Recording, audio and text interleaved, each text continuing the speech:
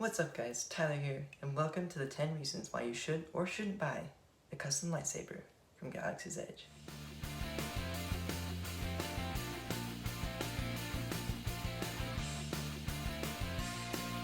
Let's get right to it, shall we? Starting with number 1, the price.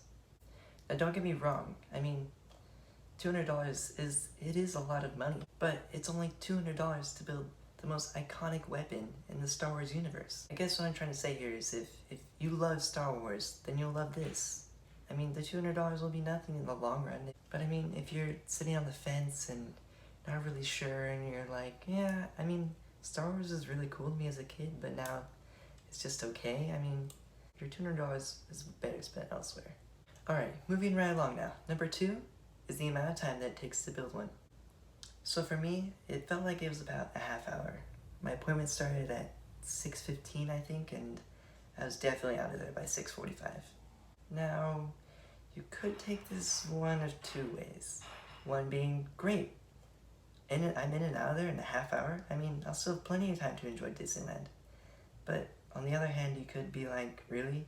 I'm paying $200 for less than a half hour of experience. I was fine with it. I mean, it was still plenty of time to enjoy the experience, but if that's not what you're looking for, then this isn't for you. Number 3 is this little fella.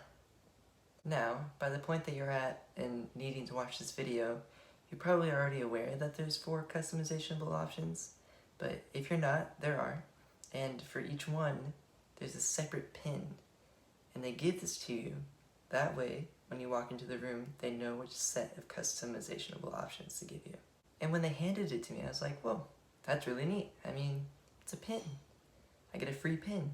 But then I got pointed out to me that it wasn't a free pin, it's part of the purchase. Disney sells their pins for up to $20. I mean, it could be up to $20 of the price you're paying. And if you're not really into pins, then maybe you think that the $20 more isn't worth the lightsaber. I feel like the pin's just a cool thing to have. I mean, there's really no reason to not get it because of the pin. And now it's time to move on to numero cuatro. Yeah, and that is, you feel like you're in control of what the lightsaber is going to look like. Or at least to me, I felt like I was in control. Despite the fact that there were only 2 options for each component, I really like how it looks.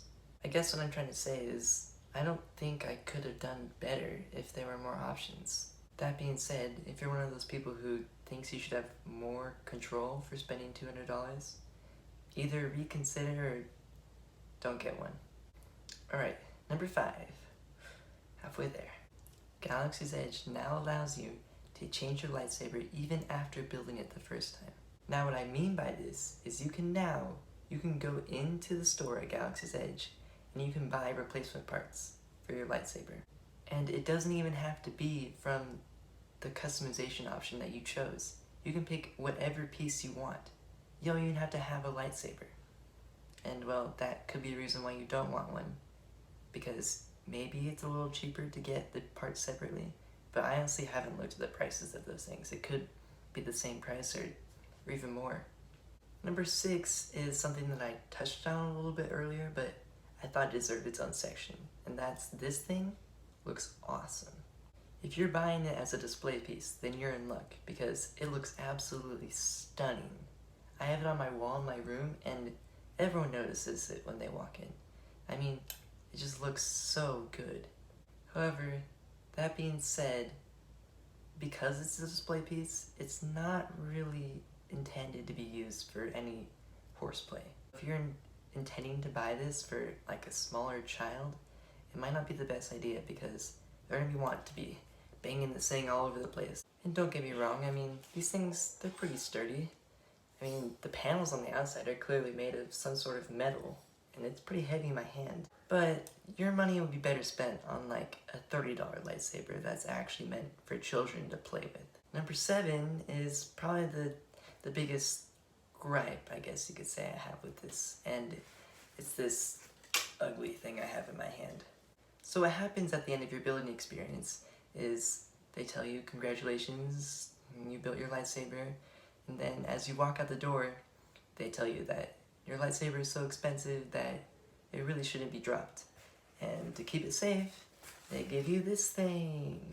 Yeah, I've gotta say, I'm not the biggest fan, but it gets the job done, I guess. However, it's not really something that you're gonna wanna put on display next to your lightsaber, I guess. It really shouldn't keep you from buying one. It's just something that's a little annoying, but you're mainly paying for the lightsaber and for the experience. And I mean, I guess for this thing, you're not, I mean, this is just another added bonus. And it does get the job done. My lightsaber survived its time at Disneyland. So, I mean, this could be a positive. Let me correct myself. It is a positive, it's my least favorite positive.